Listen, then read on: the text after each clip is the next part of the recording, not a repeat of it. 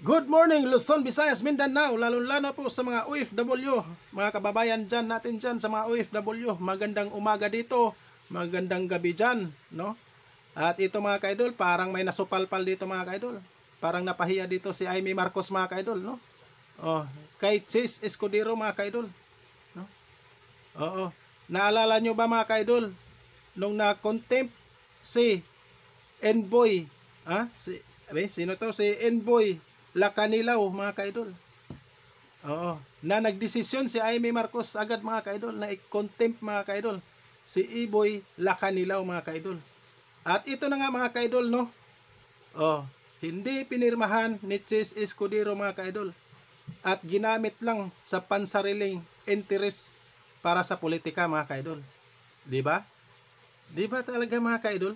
Nakakahiya, 'di ba? Lalo-lalo na pag masabihan ka ng ganyan. Supalpal po si Amy Marcos mga kaidol. At siyempre sa hindi pa natin ipakita yung video mga kaidol, mag-shout out muna tayo mga kaidol sa mga solid subscribers ko dyan, no? Lalo-lalo na po sa mga OFW, mga solid subscribers ko dyan, mga solid viewers mo mga kaidol. Lalo-lalo na po sa mga nagpapalo sa Facebook page at TikTok mga kaidol. Lahat na po ito, i-shout out natin to mga kaidol, no? Oo. Sa gusto magpa-shoutout mga kaidol, ilagay nyo lang po yung pangalan nyo at lugar nyo mga kaidol. Para mabanggit ang lugar nyo mga kaidol. At ito, i-shoutout natin to mga kaidol, no? Oo. Umpisahan na natin mga kaidol, mag-shoutout mga kaidol. Shoutout Esmeralda Gado from Tondo, Manila mga kaidol. Ayan po. Walang pangalan ha. Shoutout. Sir, pa-shoutout. Nini Dalaga, I'm watching from Singapore. Shout out sa Singapore, no? Nini Dalaga, shout out po, idol. Shout out James, watching from Taiwan. Oy, shout out sa inyo diyan sa mga kababayan natin sa Taiwan, no? Shout out James. Shout out Sakuragi. Uy, may Sakuragi tayo, no? Oo. Shout out po sa iyo, idol Sakuragi. Ayan no mga kaidol, no. At ito mga kaidol, umpisa na natin mga kaidol, no. Si Amy Marcos mga kaidol, parang napahiya dito mga kaidol, no. Supalpal po siya kay Senate President Chis Escudero mga kaidol, no. Oo. Nangangalaitin na naman sa galit ito. Kasi hindi pinirmahan at tinabla ni Chis Escudero mga kaidol.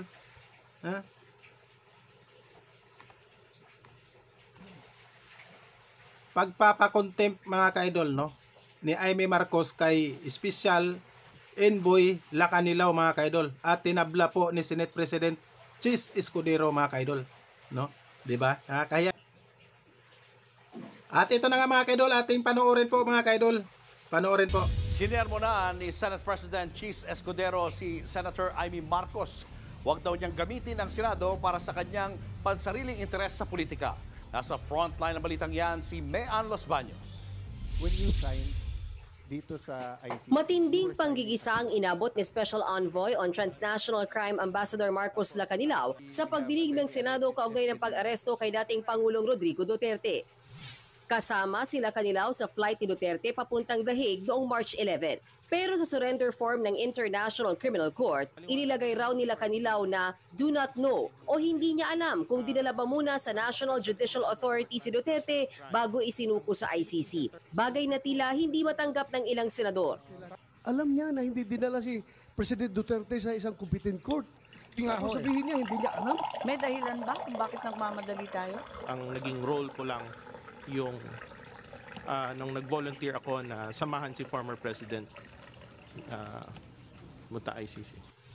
Hindi nasiyahan si Senator Bato de la Rosa sa sagot ni Lacanilaw kaya pinakontempt niya ang opisyal. Agad niyang inaprubahan ni Senator Amy Marcos. Ambassador Lacanilaw, I find your answers very misleading. Yes, Mr. Senator. So you're lying. You're lying. Madam Chair, I move to set in contempt Ambassador Lacanilaw. The ambassador is cited in contempt. I'm sorry. Hiniling naman ni Justice Secretary Boying Rimulya na bawiin ng komite ang pagpapakontempt kay Lacanilao. Pero pagtapos ng pagdinig, agad ineskorta ng Senate Sergeant at Arms si Lacanilao para maditin. Hindi yan nagtagal dahil agad ding ipinag-utos si Senate President Chis Escudero na pakawalan si Lacanilao. Ikinadismaya ni Senator Amy ang desisyon ni Escudero na hindi pirmahan ng contempt order. May tuturing daw itong insulto sa komite pati sa integridad ng Senado. Hindi raw maintindihan ng senadora kung bakit hindi makita ng Senate President na isang abogado ang mga kasinungalingan nila Lacanilao. Gate pa ni Senator Amy, delikado ang nangyayari lalo kung binabaliwala ang otoridad ng Senado. Bumuelta naman si Senate President Escudero sa pahayag ni Senator Amy. Ayon kay Escudero, delikado raw na hayaan ang mga senador na baliwalain ang Senate rules para sa sariling kapakinabangan. Nanganganib daw ang integridad ng Senado kapag hindi nasusunod ang proseso. Paglilinaw pa niya, hindi siya tumangging pirmahan ang contempt order ni Lacanilao. Agad daw itong ibinandera ni Senator Amy kahit hindi pa ito nakikita ng Senate President. Hindi raw papayagan ni Escudero na magamit ang Senado o opisina ng Senate President para sa interes ng iilan. Sa huli, hinimok niya si Senator Amy na iwasang gamitin ang Senado bilang platform para sa personal niyang hangarin sa politika. Matapos daw ang ilang oras na unauthorized detention ni Lacanilao, pinalaya rin siya para sa regularity at humanitarian consideration dahil ililibing daw ang kanyang lolo. Nag-issue naman ng show cause order si Escudero laban kay Lacanilao para magpaliwanag kung bakit hindi siya dapat i-detain. Nagbabalita mula sa Frontline, Mean Los Baños, News 5. At ayan na nga mga kaidol, no? Bago tayo magtapos mga kaidol, ating pakinggan ang awiting ito para kay President Bongbong Marcos. At maraming salamat sa nag-compose si Nyolo, no? Boss Nyolo, maraming salamat sa pag-compose sa awitin para kay President Bongbong Marcos. Ating pakinggan mga kaidol, pakinggan po.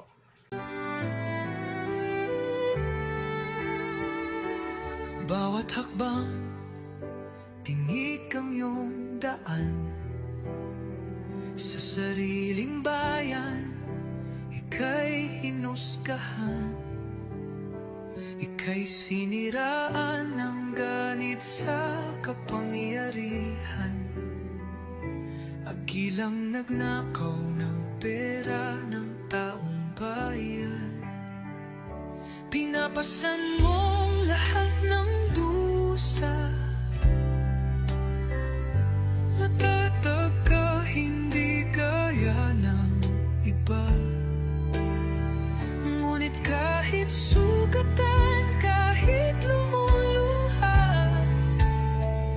iniisip mo pa din kapakanan ng iba. Bongbong, hindi ka kailanman iiwan. Loyalistang hanggang dulo ay nandyan. Kasama mo kami sa lungkot mo at saya. Pagkat Pilipinas, ikaw ang pag-asa. Sa laot mo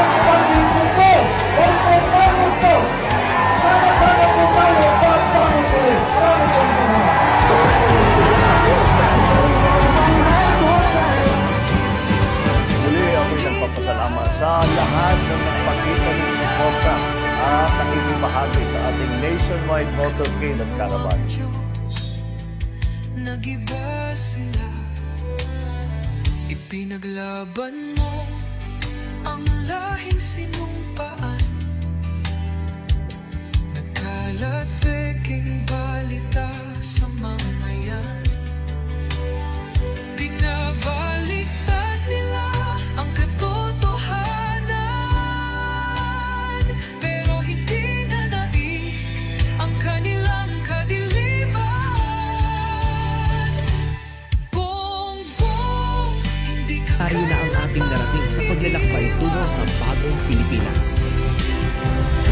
loyalistang hanggang dulo ay nandyan. Kasama mo kami sa lungkot mo at saya. Pagkat Pilipinas, ikaw ang pag-asa.